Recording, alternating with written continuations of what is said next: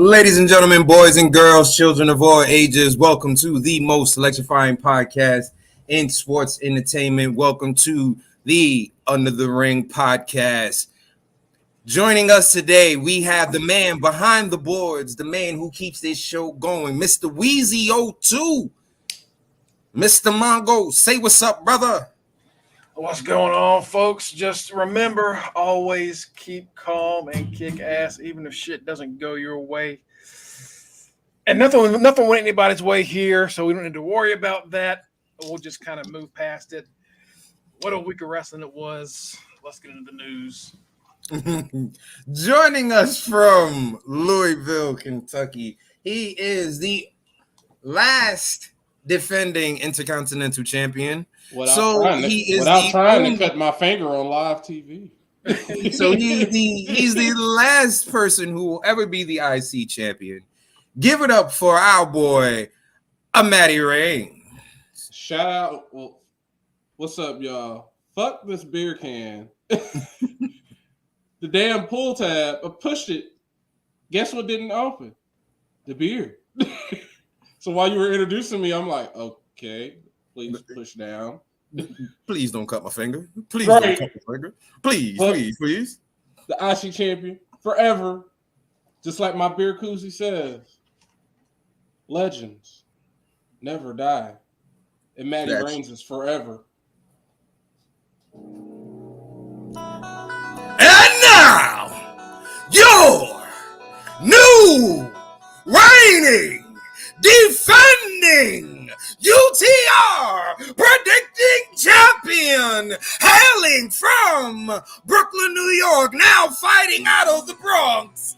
He is the man who went all year without a belt and finally won it on Friday and successfully defended it on Saturday. Give it up for your champion, Gary Swear.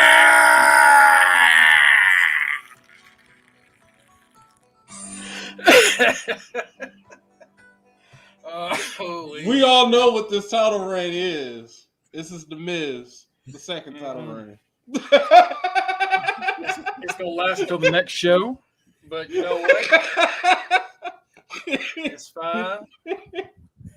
It's fine. It's all right. You know what, Kenny? We'll say it. Congratulations, Kenny. It's been a hell of a season for you. I even busted out my strongest beer for you. This is the one I was talking about. It's the 12%er, the Maple Barrel Stout.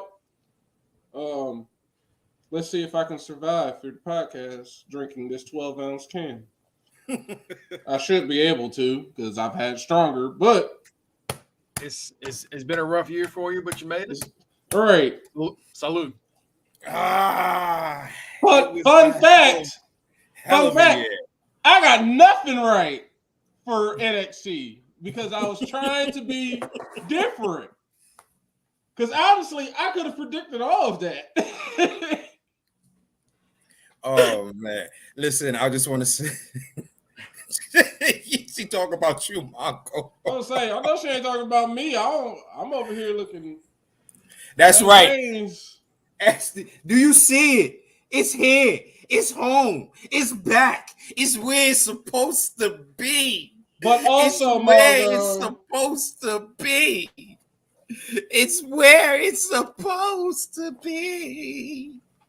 By the way, Mongo, since we're talking about championships here, who won between Reggie and Big Bad Booty? Oh, I saw that. I see that question. I see it. Look, I want to say it was a close.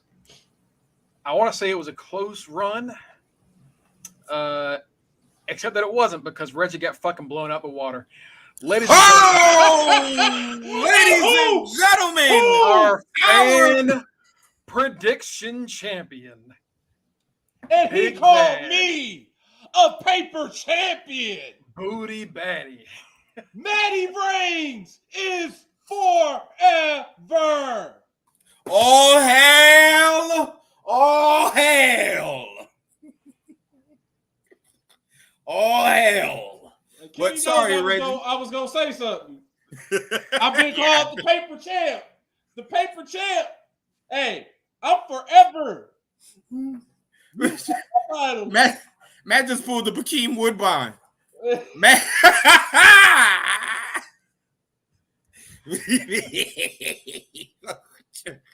Damn, Reggie, she kind of whipped your ass, brother. I can't, Reggie, bro. I wish I could say you had a good fight, but god damn, you it was not close. Because some It of those was- picks, I have some of those picks, and I didn't get. NXT, Yeah. didn't get nothing. Like she beat you by, I think 2 on ROH, and NXT she beat you by 2 again. So yeah, just Damn. it was tough. Hey, and let him know, Mongo, what happened on Friday that caused me to get this championship? What happened on shit. Friday? I believe a certain person holding a belt right here had a perfect night. Perfect night. Every single one correct. And who came in second? Like always. Your forever intercontinental champion. Yo, well, guess what? Guess who's ending the year a fucking champ, god damn it. And I ain't gotta defend this some bitch till January 10th. That's for damn sure. He's and that defending depends. it at Wrestle Kingdom. That's bullshit. I think the fuck not. That is a pay-per-view that we haven't covered in 2 years. So Hey, that motherfucker. I am going to get my revenge on y'all making me defend that title on what was it? Battle of the Ass, Battle of the Belts, and that other bullshit ass special. Hey, you motherfucker, you kept it? I don't care. I didn't want to defend it. And y'all was like, nope, don't fight the champion. Hey, I'm telling you, we were watching that show, and once that final match happened, Kenny was just he was freaking. I was like, I don't give a fuck if I'm champ for 3 hours. I'm fucking. And sure, NXT did justice. People were trying to tell him. People were trying to tell Kenny that it's going to be short. You're going to lose the next day, and he said, Shut up, bitch. and he kept it. Not even the next day, the same day. I won it and defended it in the same day. That's right, it's the same day, hours apart. I didn't like it though. I got to be honest. Shit went bad real quick. It really did real quick. Shit was lovely for the kid. Shit was lovely for the kid. It's a long year for Kenny, and after all this, I know there's only one thing he wants to say, and that is, I am back. What it do, baby? What it do, baby? It's a good way to end the year because Kenny has been on this whole journey of winning the championship. So at least he can enter the year with the championship. It might be he can lose it and not win it again, but at least he can say he entered the year as a champion. Listen, I felt like fucking Roman when he got busted for weed. Okay, like I couldn't win shit for months and 12 motherfucking months. 12 long, hard fucking months. At least 24 fucking pay-per-views. It took me to get this motherfucker. She ain't leaving. We'll see next month. I'm about to get this bitch. We're gonna have a cut scene that's gonna be like, he said, I ain't losing it. He ended up losing it. Damn, Reggie. The gang loses the belt. Damn, Reggie. They got nice belts on eBay. I will say that. We ain't sending you shit. Right. We ain't sending no belt. We ain't sending no belt. This made of money. Golden. Hold on. Where's your belt? Motherfucker, we've been trying to get your email address to send you a goddamn pin and sticker, and you won't even give that up. We gonna send your ass a belt? That's what I'm saying. Like, shit, sign the fuck up. Either that or shut up. Or get the fanny pack belt. I got the fanny pack belt. That fanny pack belt. All right. So, just wanted to spend the first 10 minutes of this show congratulating Kenny. Brother, you had a long year. Congratulations. We Big see Bad how Booty much Baddie. Kenny. What did Kenny have to sacrifice in order to win this championship? We'll I get had to into sacrifice. I had to sacrifice Jimmy Garoppolo. That's what I had to fucking sacrifice. All right, goddamn. Worth it. Worth it. Right, because As my far as man Big- Brock Purdy is doing his thing. As far as Big Bad Booty Baddie goes, I am praying for your downfall immediately. I'm not. I I ain't gonna call you a paper champ. Wait, ain't got no beef with you. I just your man said praying for your downfall immediately. I'm not.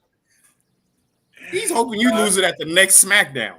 I hope so. Shit. Predict something. Yeah. Predict something right now. We'll have you, Reggie, do it one more time. You, Reggie, anybody else that's in the chat. I thought about Anything. doing that, be an asshole with my title, and I said, nah, I ain't gonna do that. Fuck around and lose it. All right, let's get to the nitty gritty. Let's get to some wrestling news. All right, the main wrestling news that I guess we all need to talk about is royalty. Okay, royalty. You still ain't give us a damn email. We can reach you for anything, royalty. But anyway, let's get into some wrestling news. The main wrestling news of the week: Mandy Rose has dropped the NXT Championship to Roxanne Perez. We all knew it was coming. We all expected it to come on the January 10th show, New Year's Evil, but it happened this week on Tuesday. Wednesday morning, we wake up to find out that Mandy Rose ass has been fired. The reason Mandy Rose ass has been fired is because Mandy was out here doing dick ratings. Well, yeah, and I had told you about that weeks ago. Matt told us about that a while back, and I've forgotten about it because I was like, damn, that's weird, and then no one else talked about it. Turns out no one talked about it because no one else fucking knew. Which was surprising, considering the fact they know everything else that goes on with people on the internet. The fact that she was able to hide this page for so goddamn long, when it took us less than 20 minutes to find it. Once we found out about it, because it was always hidden. She has a site. Well, backstory: the whole thing started out because when Vince McMahon was in charge of WWE, if you wanted to have a side hustle, as in doing an OnlyFans, and not that type of OnlyFans, anything like that, you couldn't do that. If you wanted to have a channel on Twitch, where we're on right now, if you're watching us on Twitch, couldn't do it. You couldn't do all that. Which is so why a lot of people shut that stuff down. Right, like that's why up, down, down was shut down, and a whole bunch of other shit. So, if she had a site like that, that's what I thought she still had. And then come to find out, being on wrestling Twitter, she had a whole other site that did the actual OnlyFans type of stuff. And I'm like, what? How does WWE not know about this? She had the biddies hang. She had the biddies out.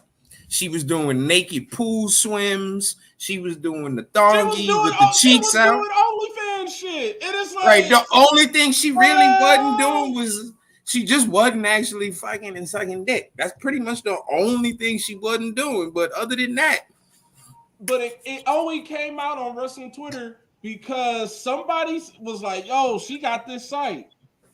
And if you join it, she'll rate your junk. She'll rate your junk. That's been a whole thing because this basically came out because like 2 or 3 accounts in wrestling Twitter figured it out and just started sharing that shit everywhere. Oh yeah. We're not going to say their account names, right? But that was you ain't gonna be suing. You ain't gonna be suing us. But next thing we know, there was nipples. There was nipples left and right. And I just gotta say something from a male perspective. If you're gonna pay for some titties, get some big ones. Hold on. All right. I'm just saying, if you're gonna pay for something, I don't get something that's bigger than your fist. That's all I'm gonna say. Just get something that's bigger than your fist. Make it worth your money. That's all we want. Just make it worth your money. She was doing great, flying under the radar with all of this until it came out that if you paid an extra 35, amount, 35. I couldn't remember the amount. $35.99 and she gonna rate your meat. Yeah, if you paid an extra $36, I'm gonna just round it up. Pay an extra $36, she'll rate you. Hold on. We black. You gotta round it up for real. Pay an extra $40. Yeah, extra $40. If you pay an extra $40, she'll rate it. She'll rate your meat for $40. All right. Now so, that was like yeah, I'm a redneck, so we're going to call that 50. No, that was like 2 or 3 weeks ago. When that came out, if you have to break the bill, then it counts as the full bill. That's how that shit works. That's how I know. So like that came out a few weeks ago, and it died off because Mandy ain't been on TV. Because honestly, they ain't got nobody for her to fight. Like they're stuck in limbo with her technically. Now with the Iron Survivor, we all knew okay, whoever wins this is probably going to beat Mandy. Whoever wins is going to beat Mandy. At New Year's Evil. At New Year's Evil on January 10th. That got fast forwarded because supposedly we found out about this site. And of all people who fired her, of all fucking people who gave her the axe, Mr. Playgirl himself. HB Shizzle, my dude HBK. But supposedly it's a big back and forth right now because the rumor is that they found out about the site once already. They told her to shut it down. She refused. So as part of the... That's the thing. Because people were upset like, oh, they fired her because of sexual shit. I mean, they did, but they gave her a warning first. This wasn't like a blind just no. They didn't just find out about it. It's just like another story that we need to talk about too. But it's basically just like Matt Riddle. They found out and they gave her a chance. Hey, we know about your site. We know what you're doing. Tone it down or get rid of it. Now, another rumor is she's making main roster money on that site. Right. That's the thing. That's the problem. That is from what I've seen, that is more 100% true. Pass rules everything around me. Fact. Cream gets the money. Dollar bills, y'all. She's making bread off of that shit. She's basically, it came to a crossroads of quit this side hustle where I basically have to just sit here and look pretty or actually do work, get hurt, get sweaty, or to stand here and look pretty. That's an easy fork in the road that you know which way you're gonna go. Right, pretty much. I'm gonna be pretty. Listen, I'm gonna keep it a buck with you. Somebody tell me that somebody say, hey, Kenny, you can get paid 6 figures a month for showing your nipples. Let's go all day. I'm out there oiling the motherfuckers, whatever y'all need to do. It's what it is, bro. Like I don't blame. You can't blame her. You can't. I don't blame WWE for asking her to take it down because they don't want that. It's a morality thing. I understand that. And remember, you gotta also remember that WWE is a PG show now. So anybody related to them has to do PG type of situation. That don't mean you can't curse or whatever if like you're doing a movie or something like that, but you can't be out here giving dick ratings and shit like that. See, so Reggie, so here's the thing. They fought her for this when they have advertised her as a sex symbol since day one. That's true. That's something that Mandy, from the second she's been on WWE, has been, look how sexy she is. Commentators at the desk would like hit the fucking table, just like spazzing out when she comes out of her entrance. They had a whole thing where she tried to make Jimmy Uso cheat on Naomi. When she came down to NXT, it was all her and Toxic Attraction talking about how hot they are, and every time they moved, fucking Wade Barrett or Booker T had a Oh fucking my seizure. god! Like I was saying this that the first night Booker T was on commentary in NXT. What's his name? He busted a nut. He busted a Who's the- nut. Who's the Phillip. guy? Big Joseph. Big Joseph. Big Joseph. said, I'm so glad you're here and you're not like Wade, because Wade would end this before he finished that sentence.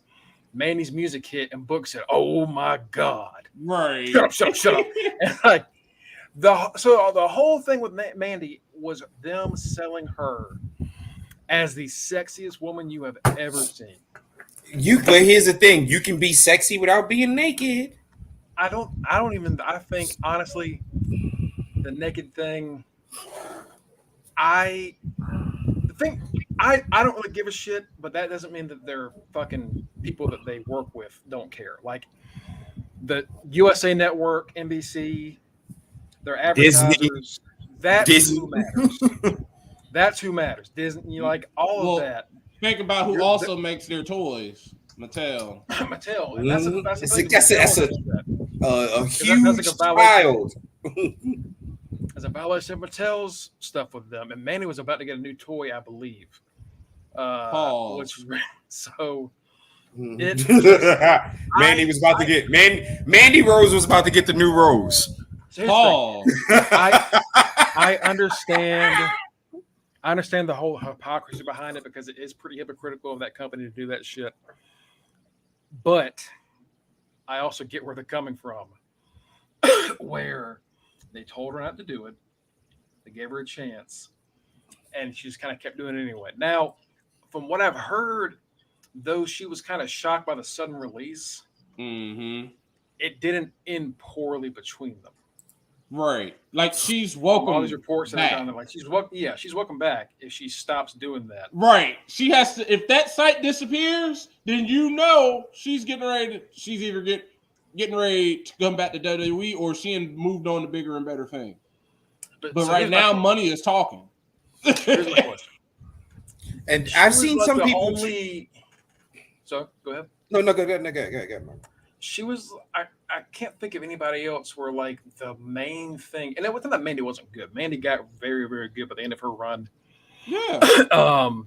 People always talk about how great of a knee she has. Like her knee is fantastic. Like she really had figured out the craft. She got great, but the company sold her solely on the gimmick of her being sexy. Yeah. I don't think anybody else in that company is built like that right now. I can't think of anybody that's like that's all they do. That's all they do is that. Aside from like the rest of Toxic Attraction. Carmella? Like there's, and I think she's hurt. I mean, I guess, but like it wasn't always with Carmella. You know, that was like a recent. That was like the past 2 years. Like, but hold on. Mandy from day hold one. At one point, Mandy wasn't being booked like that. When she was with Sonya Deville and they had that little tag team run, she wasn't being booked as the sexy one. No, she was. She was still being booked as the sexy one then. No, people just knew she was sexy, but she wasn't being booked. No, they gave her the porn star music. They were the Beauty and Braun tag team. They gave her porn star music. That was the moment she came out. That's what they were doing with her. And I'm wondering, since that has kind of had an axe put into it, is WWE gonna like try that again? Or no? Like what? I don't think they are. But really honestly, there's no one they have right now that could really fit. Oh wait, never mind, because I just thought of someone. There's people that can do it. It's just that like, because I don't think there's anything wrong with it. I'm not saying there is. I'm saying like with how they reacted to this, are they going to go nuclear, press the red button, no more of this shit for a minute? Probably. Probably. It would. In all honesty, if they want to get back to that point where we were all sitting around waiting for the women's matches to come on, then yeah, they got to kind of stop with the sex. Because at that one point in that run when we were all like, oh, the women are actually putting on the better shows, the better matches and stuff like that, we weren't looking at them for sex appeal. We were actually looking at them for the in-ring work. Right. So if you want that to get back, that's what you're going to have to do. You're going to have to put that sex appeal on hold. and you're gonna have to give us female wrestlers who can actually wrestle. That doesn't mean they have to be butt fucking ugly. You can have people that look good who can still do a good job. I mean, hell, that's the purpose of the male wrestlers, right? It's eye candy for the females who actually know how to put on matches. So you can do the same thing for the for guy fans. I think like you said, you can do both, and you can have people that just kind of focus on one or the other. I don't think it's just. I'm worried that WWE are going to be very nervous about doing certain things now, and we might go back to fucking up the whole third party thing because remember, after that edict about the third party stuff, eventually that kind of got thrown away, and people started doing more Twitch streams again, doing their own stuff. Is this going to put another wrench in the third party shit? Because that was one of the things that were bringing other people back to the company. I don't think it is. I honestly feel like the whole main issue with this is basically kind of just them just telling talent like, hey, we understand, like, we're giving this back to y'all, but like, don't go to the extreme with it. And Mandy went to the extreme. Right. I don't think anybody else in the company is sitting up here trying to basically come out with a softcore porn site. No. Right. It was Skinemax. It was like Cinemax on Saturday night. She literally, like, her other, before I even knew this existed, I thought her site was something of just her putting up pictures of her in a bikini and her talking about that little other side hustle she got, talking about the donuts. I thought that's what were they? What were those? The Mandy's or whatever. The donut. Yeah, that's what I thought she was doing. So that's on a different end of the spectrum. Those are on those two sites. Those things I mentioned are on a whole completely different end of the spectrum. What she was actually doing is on the extreme, and I'm pretty sure subscription. No. Who's paying for that shit when there's the internet out here? Look, I don't pay for anything like that. No. It's the thing about it not being news is that there's a lot of people that do OnlyFans and other shit that aren't new nudes. That don't do nudes. Right. There are people that do OnlyFans that don't do sexual stuff. It's just like it branched out into more of just kind of like Patreon.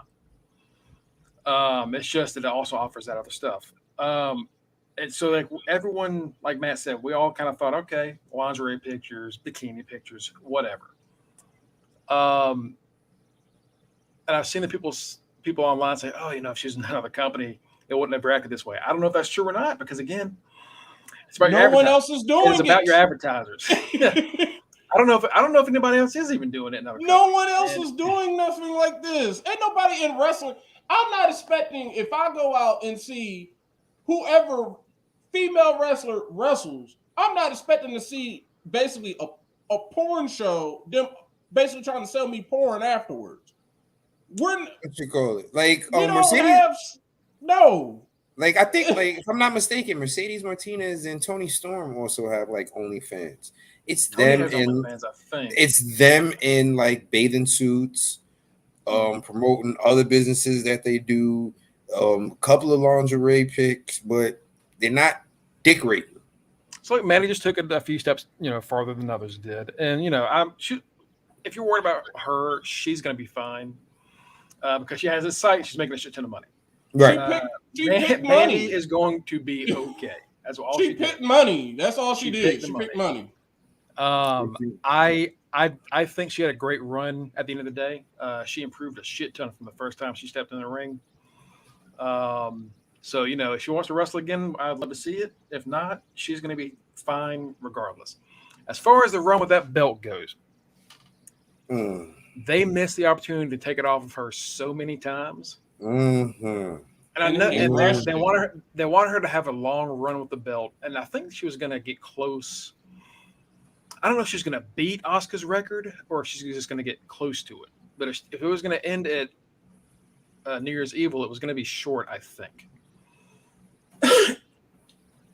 But to have her just beat so many people,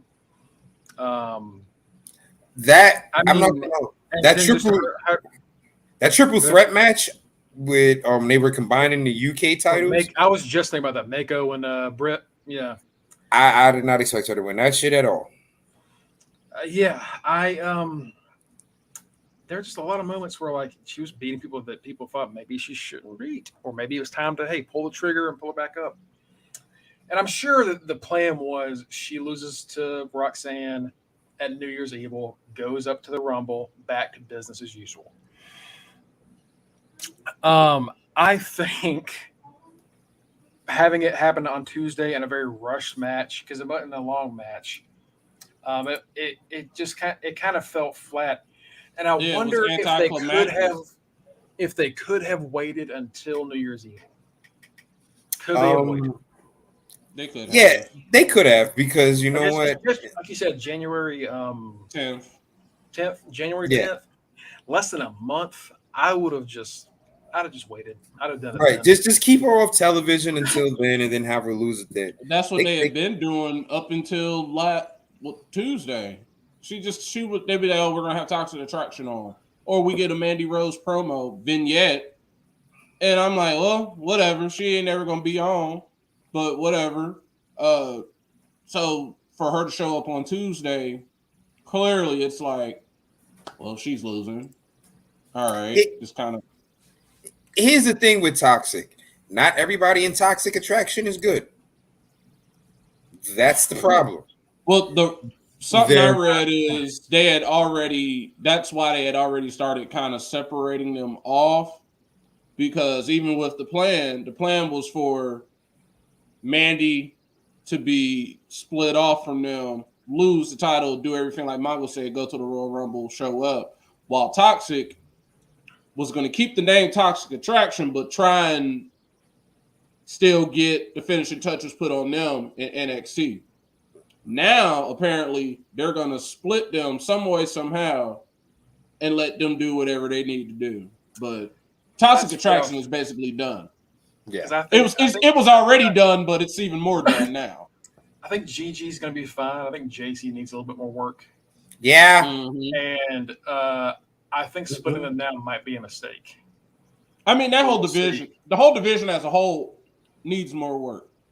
So they're in the perfect place. They're in the perfect place for more work. Speaking of that, they just added a new person to their division. Apparently, I don't think it's been official, whether the paperwork's been signed or not, but a former big attraction a few years ago that made her name in some shows for AEW, Impact, and some other places, has started working for WWE, at least appeared on Main Event, and it might come down to her working full-time.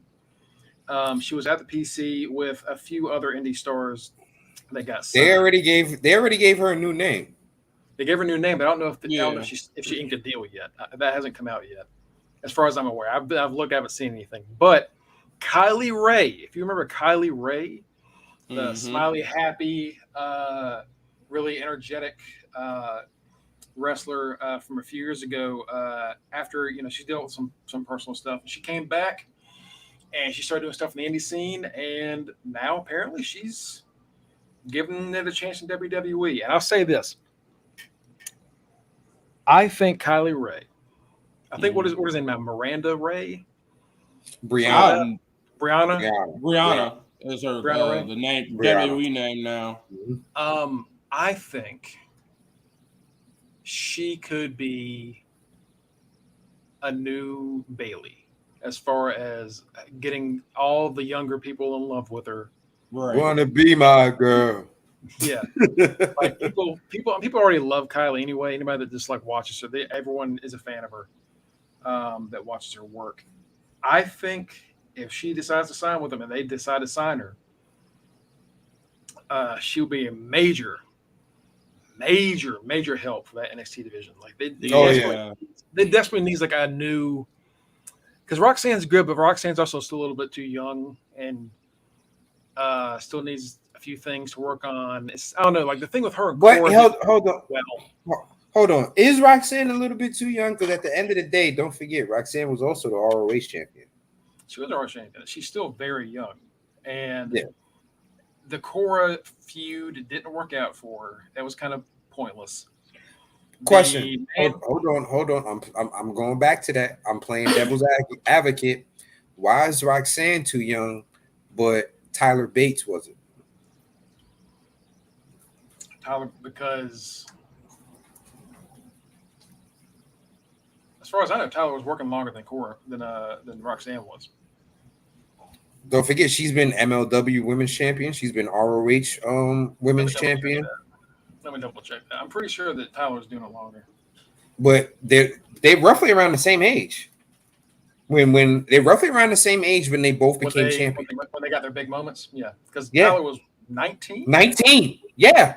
19. I would say the difference between them is where they grew up, because Tyler over there, they let you start wrestling basically as soon as you wake up, as soon as you're born. Over here, we're not doing that. He won the UK. We got child labor laws over here. Because Roxanne, even though they are the same age, Roxanne is what, 26, 23, 26? They ain't letting her. Roxanne's 21. Right. We were not letting her wrestle. She had to get a waiver. Wait, whoa. So Jeff Hardy had his first match for WWE at the age of 16.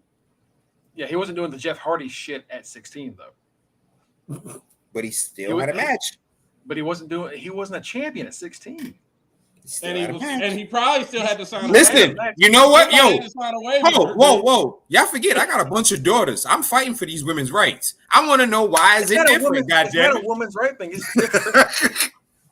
First off, Tyler Bate, I think, is definitely better than Roxanne, but that has nothing to do with this. Yeah, he really is, but that's there's something about something. I don't know if this. It was kind of easier to kind of get into Tyler Bates' like story. And maybe it's because I didn't watch Roxanne at MLW. I didn't really watch a lot of her in Ring of Honor. It has everything to do with the competition. It might be NXT. It might be NXT.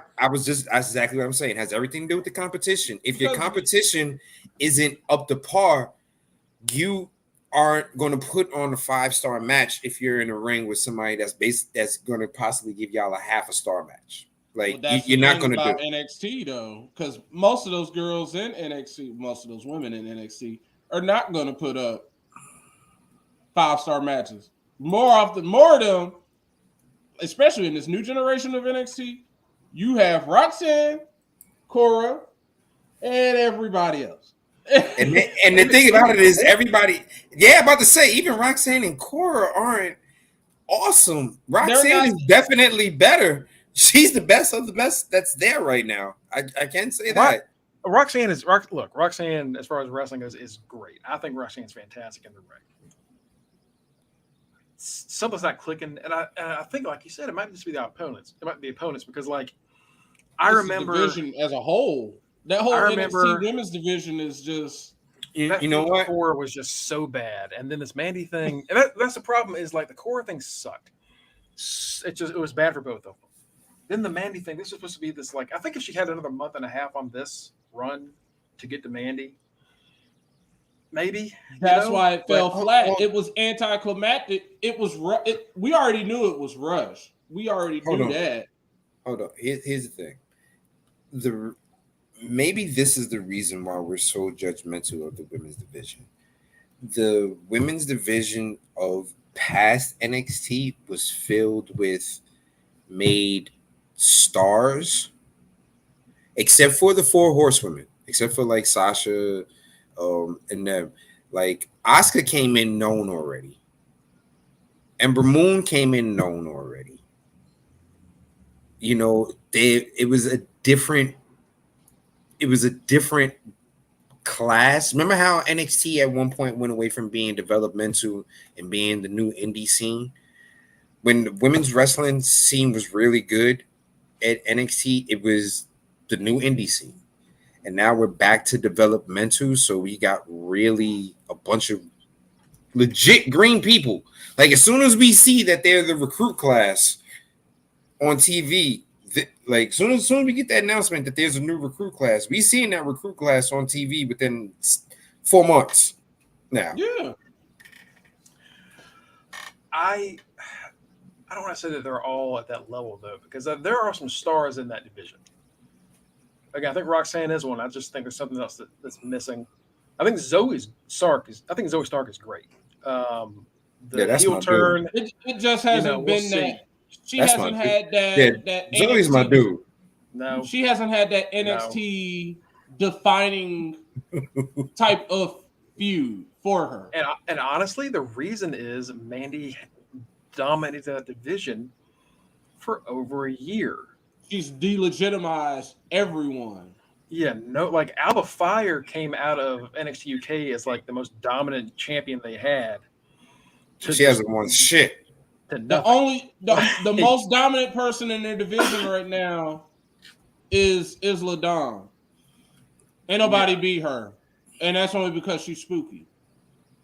So it's Leaf on Regal. Yeah, maybe. I don't even know if it's that. I really honestly, the more I think about it, the more it's just that Mandy Rome that belt was it hurt the division more than it did anything else. And I've been saying that for the entire year. So just because she got fired, I'm not gonna like change my opinion on that.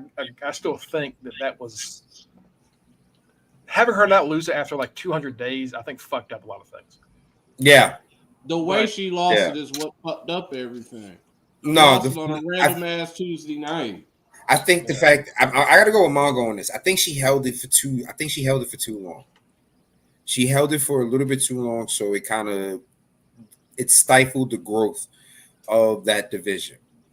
But I want to move on to somebody else because Matt brought it up too. There is another WWE star who we will not be seeing on television for a little bit because they are currently suspended.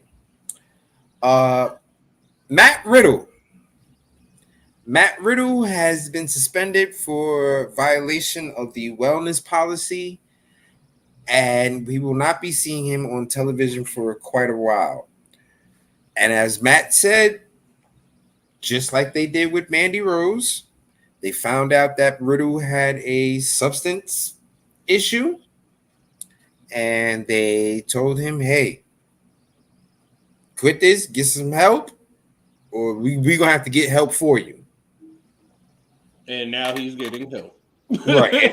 And now they said, you know what? You took too long to get help on your own. We're going to get help for you. So again, when it comes to pot, that ain't really an issue in WWE anymore.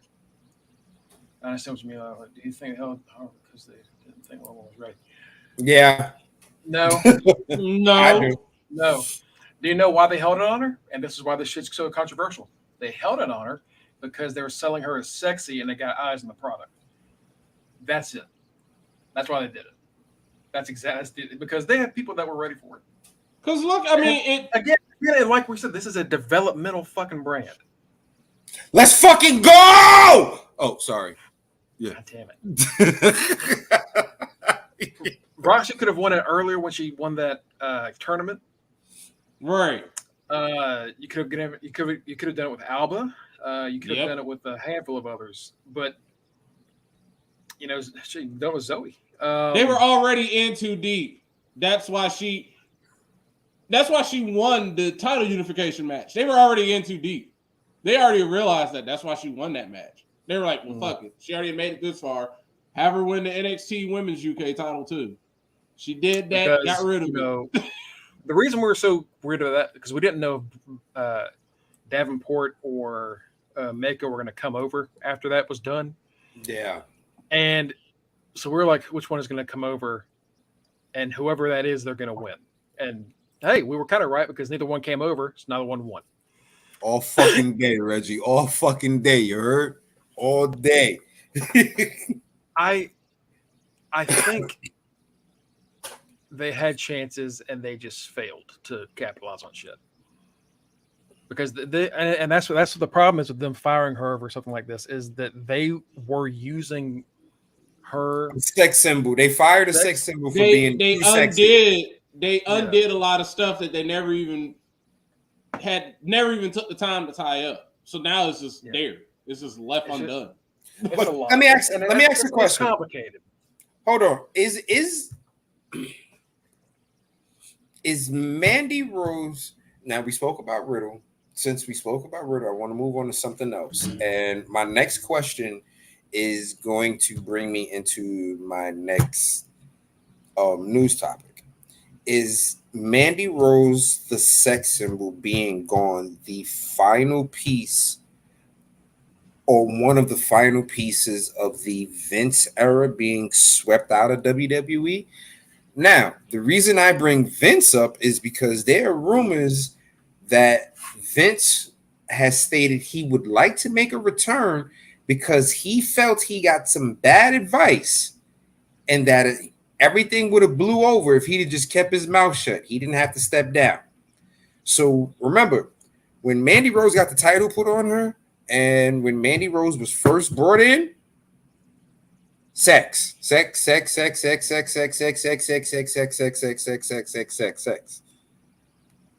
Remember, that was definitely a Vince pick.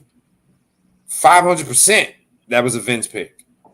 I mean, we know that it was a Vince pick, and then they kind of shut us up once she started actually like getting better in the ring. Then it became like, oh, she's the hot girl, but she can actually wrestle somewhat. And then once she unified those titles, that kind of just shut up. Honestly, that was the ultimate shut the fuck up moment for her. I'm not gonna lie. That was a shut. That was her telling everybody to shut the fuck up. I can wrestle. Because nobody thought she was going to win. Not a damn soul. No one had faith in her winning, except for me. And that was only for fantasy reasons. Because I was like, oh, fuck it. If they want people to truly hate her, they want people to truly not like her character, she'll win. And she won. Her whole gimmick was basically, I'm prettier than you. I look better than you. That was her gimmick. We'll have somebody else will pop up soon. What was the other girl? What was it? Tiffany Stratton? Wasn't that basically her gimmick before they toned it down? Where did she go? Is she still there? She went Tiffany Stratton went and got a boob job. Tiffany Stratton is going to be, I guess Tiffany Stratton will be the new Mandy Rose. That was literally Tiffany's gimmick. Like Tiffany Stratton went and got a boob job, and they had some new pictures released of her, and she's in like a scantily clad outfit. So maybe Mandy got too old. No. Mandy was leaving. Like Mandy was gone. Mandy picked money. Like Mella, trying to cause shit. Come on, man. No. As much as Mella says she is money, Mandy is the one that picked money. Mandy is money. She left. She gone. Now we got to pick up the pieces and try and make sense of everything, because now the road to January 10th has just gotten scraped. It ain't nothing left for it now. Like everything has to be. It's gonna end up being probably. I know my predictions after I said Apollo was gonna win didn't happen, but I told y'all last week Apollo wasn't gonna win. Just the way they built that feud up. It's probably gonna be Cora, and Roxanne, because what is it? What's today's date? It's the 15th, and January 10th is almost here. Let's just slap together a quick show, quick feud, real quick. Roxanne, Cora, done. Now, if it was 4 days earlier, then somebody else. Well, I'm not gonna say that. Let's talk about this whole. Let's talk about this Vince thing. Let's talk about Vince real quick. Let's talk about Vince stating that he felt he got bad advice, and this he didn't get bad advice. No, he got good advice. He got good advice. He's just saying that advice because that's the best advice he could have got. So the story is Vince McMahon is supposedly he thinks if Vince is an old man yelling at the cloud. He thinks if they just let him stay in place during all these allegations, if he just shut the fuck up, blown over, and everybody would still be happy. And he's saying that he took bad advice on stepping down, which we here at UTR and across the world all say, no, you took the right advice. That's what the smart person does. That's what Vince most. does, That's what most companies have the person do. Vince Shut doesn't the fuck understand the down power. and get the fuck out the way. Vince doesn't understand the power of cancellation and how something can be canceled due to something like that. Well, that's because he's been running a company and has been ignoring those statements Vince from lives the in community for Vince's years. world. He lives in his own world. He does Like- not understand pop culture. He does not understand any of that. And the fact that he thinks that if that we just shut our mouths, that if everybody just played stupid and nothing would have happened, is beyond me. What he It's did like was the correct thing. It's like he doesn't understand. It's like he doesn't remember the fucking what was it called? The movement, the speaking out movement that happened. Yeah. Like Me that Too. affected his Too? company. Right. Yeah. Me too. That affected his fucking company when they fired like what Enzo. 15 Jack different Gallagher. Right. fucking like half the UK roster got fired. Velveteen Dream that's a whole thing. And then there are two there right now. Sorry, there are 4 right now, as far as I can remember, that were from that whole thing. That even though people like them and talk about them in a positive light, when they show up on TV, you will see those tweets on Twitter. Austin Theory. That's one. That's one. That's one of the main ones. Anytime, and that's why when Vince was trying to push him as like his next guy, people were like doubly disgusted. Yeah, because they were And they're like, basically "Oh, saying, of course Vince pushed him." That's like, yeah. right. And then there's another one on the main roster, and there's 2 in NXT. One of them, which we just talked about recently. It causes problems, and that would not have blown over, especially with Vince. Let's be honest. Vince has gotten away with some crazy shit that most other people would not have gotten away with. Hell,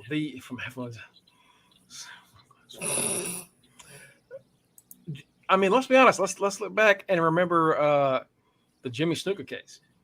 That was was already bad. Was that the day it started? No, Was that the day that it's always been stuff out about Vince. The Jimmy Snuka stuff was just the tip of the iceberg, and then with all this other stuff coming out, and on top of that, dude, you spent company money. you know what it is? That's hush money. You can't be doing that. I'll tell you exactly what it is. Vince he legit feels everyone that's not named Vincent Kennedy McMahon is inferior. Once you go up against the Supreme Court and don't lose, you feel fucking invincible. You feel like no one can touch you. Listen, take it from a hood nigga. You beat a case, a serious case, you feel like no. Vince on the low was hood. Once you beat a case, you feel untouchable. And he didn't just beat any case. He beat a Supreme Court case. Well, he ain't gonna beat this next one. It's just It's not like he's beating the charge or any like kind of thing like that. That did happen. People were definitely doing thank you Vince stuff and bowing to him when he was leaving. And when he did that first, I'm gone. I'll see ya. And that happened. That the first thought was like, oh, I could have stayed. Oh, I guess I could have. I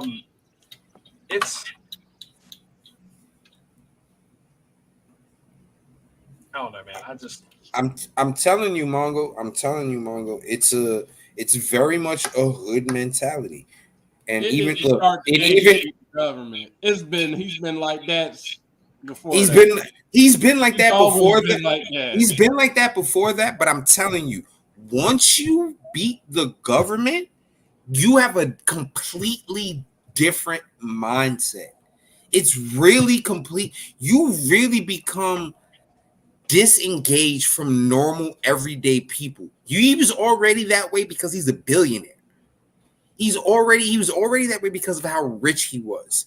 And then being that rich and going against the government and pretty much doing that really puts you on a complex area where you really feel like you're damn near godlike. Now that I will say, Vince has always treated himself as if he is God. We saw that in the storyline. He fought God. Now I was yeah, that, but Vince has always been like that. Even though that documentary was pure dog trash last night, they put it across that Vince has always been an asshole. Can't see it, but Jonathan Gresham just signed with Impact. Yeah. Oh, nice. Where they actually like little people.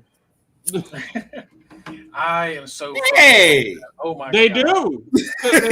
Dude, I am so. I can't. We don't like that word.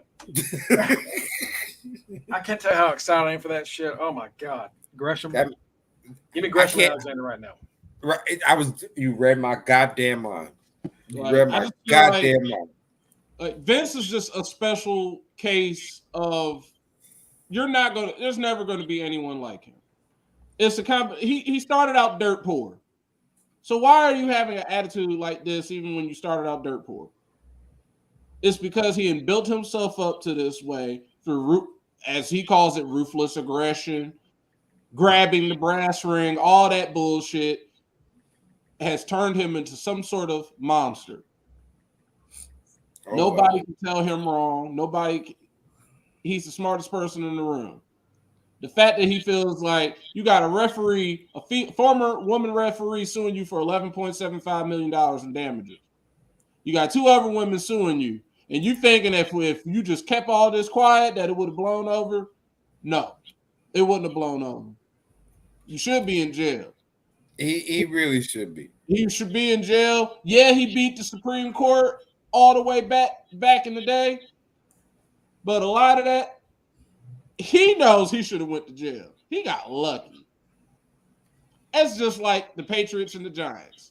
If you play that Super Bowl 99 more times, I'm pretty sure the Patriots beat the Giants' ass. Fucking they got that one lucky catch, and that was it. That's how it is. Let's talk about this, Margo. Pull up those pay-per-view cards. Let's review how the pay-per-view went this weekend. Okay. You know, let's talk about the day that the legend was made. Let's talk about that. Let's talk about the day that the legend was made. We should talk about another piece of news. The insecure, I'll just say it, insecure man out here that made me and him leave Twitter because y'all think because she's taking a picture with Austin Theory of all people that she's cheating on her husband, Keith Lee. First of all, who is stupid enough to decide they want to go against a goddamn bear in Keith Lee? That's number one. Number two, we all know Mia Yim is literally the big little sister of the locker room. Like, everyone protects her, especially since they all are very much aware of her past. It was just stupid for people to jump down her throat about that. Yes, we know she is married to Keith Lee. Okay. She's also an actor, folks. Wrestlers are fucking actors. When you have an acting job, sometimes you do shit like that. There are actors who actually kiss other actors who are married. It was stupid for for the people that got big mad about it, because I posted about it in one of the groups and I was told, oh, that's stupid. I'll let my girl hug whoever she want, but if she take a picture and she jump in a dude's arms like that, and they laugh, I got a problem. They effing. First of all, if you can say all that, and you can't bother to say the word fucking, then I ain't got nothing to. I don't need to be listening to your argument because effing and all that. We grown. Let's say the word. You need to be secure in your relationship. There are people that are going to be friends with your significant other longer than you have known them. There are going to be friends with your significant other that are the opposite sex. If you are not secure in yourself and in your relationship, that's on you. Don't project your insecureness onto people that are friends. Because when I saw that picture of Mia Yim, first of all, it showed up on WWE's website. The name of the photo gallery is 2022 WWE Superstar Outtakes. What happens during outtakes? Goofy shit. So that tells me right there is you're gonna see shit that you're not supposed to be seeing, but it's gonna be dumb. Here's the thing. And you saw Austin Theory and Mia Yim. Austin Theory is holding yogurt. Why are y'all getting all angry over that? The dude is holding yogurt. It's not that serious. And like I said, man, that's some grass. People forget the wrestlers are actors. They portray a character every time they're on television. They are acting. People was like, oh, some person in one of the chats even had the nerve to mention the Rusev Lana thing. They were like, oh, just like how WWE went overboard, like how they did with Lana and Bobby Lashley. Guess what? Rusev pitched that fucking idea. Her husband pitched that idea. Mongo, bring this. This is where it hits the nail on the head. Reggie's comment all the way from 913. The talent at time, people. This is what people do. It's not the talent. People fail to realize. You fail to forget these are people. You cannot be going around. You can't separate their character from the real person. At the end of the day, from 8 to 11 p.m. or however that's how long they're on TV Eastern Standard Time for those 3 hours of Raw. For however long you see them at the live show, they're that person. If you meet them after the show, they're that person. But I'm pretty sure they're trying to take that person off. Pretty much. You think Triple H is Triple H all the fucking time? No, there's a lot of time that man is Paul fucking Levesque. Like, okay, y'all are thinking y'all seeing Mia Yim. Y'all seeing Mia Yim and Austin Theory in that picture. But when I see Superstar Outtakes 2022, okay, yeah, they're in character. But as far as I'm concerned, they're co-workers. And the last time I checked, Mia Yim ain't been back in the company that long. As far as I'm concerned, these are two old friends getting some time to see each other. And the camera just happens to be there and be like, hey, you want me to take a picture? Sure. The end.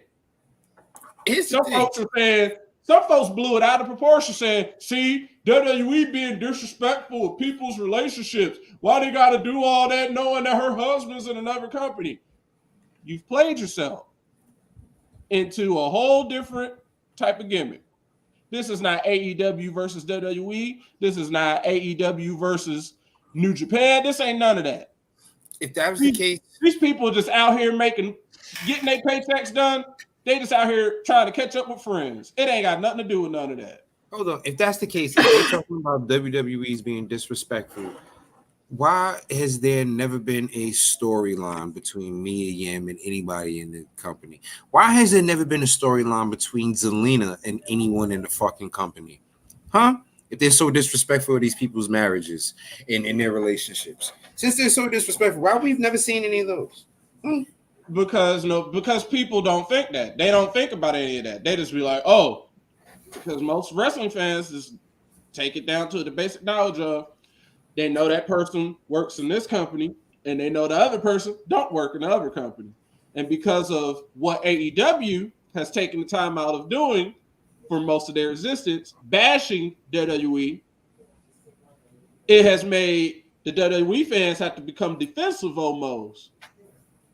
I don't know why, because for the most part, before AEW existed, we weren't talking shit about nobody. Exactly. But AEW has popped up, and they had to start talking shit about everyone, mostly WWE. So now everybody is, I like this company. I like this company. It don't matter, just like wrestling, because that's what I do at the end of the day. If I don't like it, don't watch it. And that's what a lot of people need to start doing. If you don't like a certain, I don't like doing it, don't watch it. There's stuff I don't like in AEW. Guess what? I don't watch Rampage. I'm sure they would appreciate it if I did, because they need to do it. I don't. Speaking of AEW, let's go over this first pay-per-view, Mongo. Let's pull up this ROH Final Battle pay-per-view, in which your boy... Shout out to ROH for bringing back Honor Club. Don't like the little asterisks of you still got to pay for pay-per-view. Let's go, Kittle. Run, Kittle, run. Run, Kittle, run. Run. All right. Anyway, we're gonna Final Battle. Final Battle. So yeah, like you said, they brought back Honor Club with the caveat that you're not getting the pay-per-views because that fucking Fight TV horse shit that AEW does. I hate it. I fucking hate That's Fight gonna TV. fuck It is them the over in the worst. long run. It is the worst. I have never had more What problems on anything else than Fight TV. That it breaks it. Anytime I pay for a pay-per-view on Fight TV, the stream It breaks down. several times. It shuts Sometimes down, it says, literally. yeah. Sometimes it says you didn't buy something even though you did. Sometimes like it's fucking terrible. I hate it. Let's go Anyway, over this so- card. Let's go over this card where I won this beauty right here. Let's see. So 4 pre-show matches that were pretty solid. Top Flight is still going strong. That's good. Listen, top flight, top fucking flight, folks. No, that's a tag team that has a future. That man. If Yes, they stay healthy, it's healthy. stay That- healthy. You took the words right out of my mouth. If those two kids stay healthy, that is the future of tag team wrestling, folks. Whether you want to believe it or not, they have got it. They don't have the powerhouse skills, but if Top Flight is what you would mix Young Bucks and Usos together. If you're gonna mix that's how I can describe Top Flight. A Young Buck and an Uso mix. I just need Top Flight to stay healthy. That's Right. all they need. That's Both- all they need. I think if they stay healthy, they have the ability to be as popular as the Hardys. Honestly, I think they have, because the Hardys are all about how crazy, high risk shit they can do, and all the great flying. They're just better at the actual acrobatic shit than the Hardys ever were. I think that's a team that can be 2 major players.